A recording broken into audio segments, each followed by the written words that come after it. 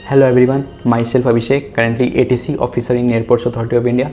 तो सबसे पहले मैं बता दूं, ये मेरे जो बाकी के नॉर्मल व्लॉग्स हैं उससे ये वीडियो अलग है, क्योंकि बहुत बच्चे मुझसे पूछ रहे हैं भैया एग्ज़ाम के कुछ ही दिन बचे हैं तो कुछ स्ट्रेटेजी बता दो। तो मैं सबको अलग अलग मैसेज रिप्लाई कर रहा हूँ, सबको भेज रहा हूँ कि ऐसे ऐसे करो, ऐसे ऐसे करो। मैंने ये सोचा कि एक वीडियो ही बना देते हैं आप सबके लिए कि जितने लोगों के डाउट्स हैं सब क्लियर हो जाए कि कैसे आगे की स्ट्रेटेजी रखनी है। तो अभी जो लोग इस चैनल पे नए हैं उनको मैं बता दूं कि मैं अभिषेक हूँ। मैंने ये ब्लॉग चैनल चालू किया है जिसमें मैं अपनी journey throughout journey ATC journey मैं दिखाऊंगा और आप सबके भी हेल्प करूँगा, जिनको आगे चल के अगर एग्ज़ाम क्लियर होता है तो उन्हें कैसे उनका डॉक्यूमेंट वेरिफिकेशन होगा, उनका वॉइस टेस्ट कैसे होगा, वॉइस टेस्ट में क्या होता है, एंड इन फ्यूचर जो भी प्रॉब्लम्स होंगी, क्या क्या स्टेप्स होंगे, सब कुछ क्लियर करूँगा वीडियोस के जरिए। और नॉर्मल मेरे व्लॉग्स आते रहेंगे कि मैं ट्रेनिंग में क्या सीख रहा हूँ, मुझे क्या क्या पढ़ाया जा रहा है। जैसे मैं भी इन फ्यूचर कुछ वीडियोस बनाऊँगा जो मुझे बुक्स मिली है उनके बारे में बताऊँगा। तो थ्रू आउट मेरी जर्नी आप देखेंगे कि मैं एटीसी में क्या करने जा रहा हूँ, एयरपोर्ट में मैं पोस्टिंग मेरी होगी तो मैं वहाँ पे क्या सीखूँगा, क्या क्या चीज़ें होंगी, सब कुछ मैं डिटेल में अपने ब्लॉग्स के ज़रिए मैं बताऊँगा। तो अगर आप चैनल पर नए आए हो तो प्लीज़ सब्सक्राइब कर लेना, क्योंकि आगे की वीडियोज़ बहुत अच्छी रहेंगी सबके लिए।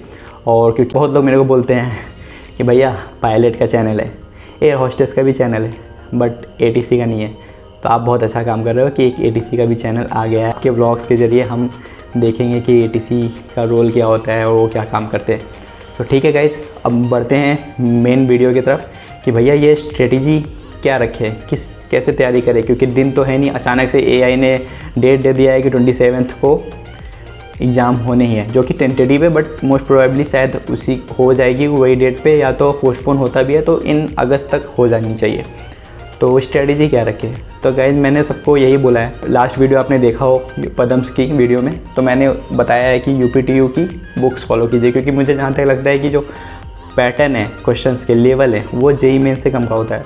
तो मैंने बोला कि यूपीटीयू की बुक्स फॉलो करिए, ठीक है। तो कुछ लोगों ने ख़रीदा भी है, अच्छा है, ठीक है, तो वो कीजिए। तो मैं सबसे पहले बताता हूँ अब क्या स्ट्रेटेजी रखनी है। अब ये स्ट्रेटेजी रखनी है कि जो भी शॉर्ट्स नोट है, आप लोग सबसे पहले शॉर्ट नोट्स की तरफ जाइए, क्योंकि उतना टाइम नहीं है कि आप डीप में पढ़े। आप यूट्यूब लेक्चर्स बिल्कुल मत देखिए, कि वहाँ यूट्यूब लेक्चर जैसे आप प्रोजेक्टाइल मोशन है या कोई भी टॉपिक है, मैथ्स का टॉपिक है या जो भी टॉपिक है, इलेक्ट्रिसिटी या करंट के, मैग्नेटिज्म के, तो लोग वो डीप में पढ़ा रहे होंगे, ठीक है। उतना टाइम नहीं है आपके पास, आपको कम से कम टाइम पे टॉपिक को कवर करना है और आगे बढ़ना है, ठीक है। तो आप एक शॉर्ट नोट्स बताइए, जैसे कोई भी आप 12th की बुक आपके पास होगी तो प्रदीप की बुक होगी या कोई भी एसचंद की बुक होगी, तो उसमें क्या है लास्ट में दिया रहता है कि शॉर्ट नोट्स टाइप का कि क्या क्या है उसमें, मेन जो फॉर्मूलेज होते हैं वो सब।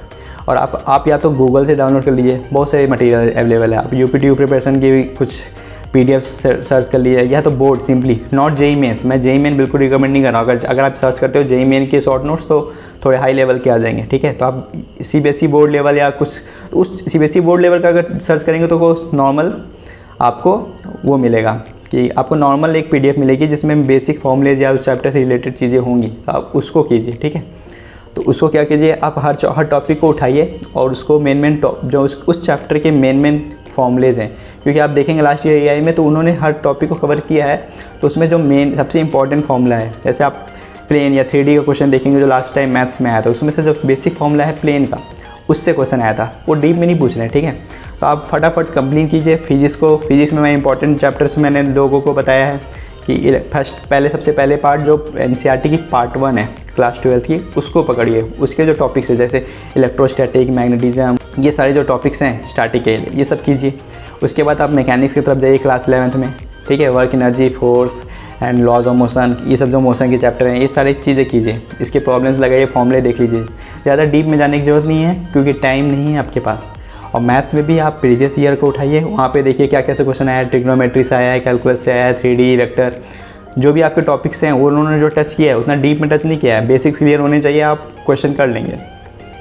तो इस पैटर्न को पकड़िए और जो कम से जितना दिन बचा है आप मेहनत कीजिए, प्रैक्टिस कीजिए, टेस्ट सीरीज़ दीजिए, जो हर टॉपिक को पढ़िएगा ज़रूर। ऐसा ना हो कि आप कोई कोई टफ क्वेश्चन लग गए हैं, भैया नहीं बन रहा है, किए जा रहे हैं, ऐसा करने का टाइम नहीं है, ठीक है।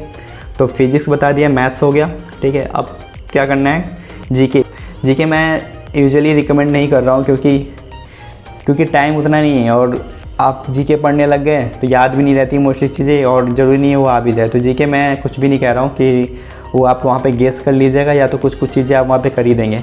बाकी इंग्लिश में क्या है, जो आपको टॉपिक नहीं समझ आ रहा है, जो अभी टॉपिक आपको नया है या जिससे आपको क्वेश्चंस नहीं हो रहे हैं, टेस्ट सीरीज़ देना स्टार्ट किया होगा, वहाँ से पता चल गया होगा कि किस टॉपिक पे आप वीक हैं, तो उस टॉपिक को पढ़ लीजिए जल्दी।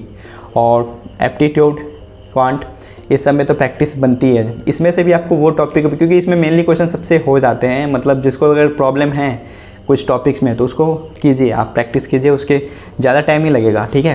क्वांट और उसको आप फटाफट कर सकते हैं। तो ये सारे टॉपिक, ये स्ट्रेटजी है, ये 17 डेज़ को फॉलो कीजिए और ओवरव्यू हर चैप्टर्स को कीजिए। मैंने फिजिक्स के लिए एनसीईआरटी पार्ट 1 बोला हूँ, इसका मतलब ये नहीं कि आप पार्ट 2 नहीं देखेंगे। पार्ट 2 में भी वेव ऑप्टिक्स देख लीजिए, क्योंकि 2018 और 15 के पेपर में देखेंगे तो उसमें वेव ऑप्टिक्स से क्वेश्चन आए हुए हैं, ठीक है। तो ये स्ट्रेटजी रखिए और आप कर लेंगे क्वेश्चन, ठीक है। और प्रिपेयर करते रहिए, क्योंकि सबके लिए ऐसा नहीं कि सबके लिए ही एक तरह से डेट जो जल्दी आ गई, सबके लिए ही एक तरह से टफ बना दिया एग्ज़ाम को। जो लोग सोच रहे थे हम प्रिपेयर कर लेंगे, टाइम है, आपके लिए ही एक हार्ड नहीं हो गया, आपके लिए एक मतलब ये बुरी खबर नहीं है, सबके लिए बुरी खबर है, ठीक है। बट लोग कर रहे हैं, मेहनत कर रहे हैं, आप भी कीजिए, आप कर लेंगे। ऐसी पैटर्न को पकड़िए, ज़्यादा डीप में नहीं जाने की ज़रूरत है। और मैं तो ये कहूँगा, सब लोग लगे रहिए, मेहनत कीजिए। जो सब दौड़ रहे हैं आप भी दौड़ते रहिए, जो आगे जाएगा उसको सीट मिल जाएगी, ठीक है। ओके, तो इसी के साथ इस वीडियो को एंड करता हूँ। आगे भी कोई अगर डाउट्स हो तो आप मुझे इंस्टाग्राम पे फॉलो कर दीजिए, वहाँ पे जो भी डाउट्स है, जो भी क्वेरीज है, और प्लीज़ फॉर्म को ठीक से भरिए। बहुत लोग मैसेज कर रहे हैं फॉर्म में ये गलत हो गया, वो गलत हो गया, बट जहाँ तक मुझे जरूर लगा मैंने उन्हें बता दिया, सजेशन दे दिया, बट ध्यान से भरिए। और वैसे भी शायद जब आप ये वीडियो देख रहे होगे तो डेट चली गई होगी, ठीक है। तो कोई भी डाउट हो तो इंस्टाग्राम पे फॉलो कर लीजिएगा, और आगे की मेरी जर्नी देखने के लिए, एटीसी की लाइफ और मेरे व्लॉग्स देखने के लिए इस चैनल को सब्सक्राइब कर लेना। तो ठीक है, फिर मिलते हैं किसी नए वीडियो में। तब तक के लिए bye and take care and prepare well. Thank you.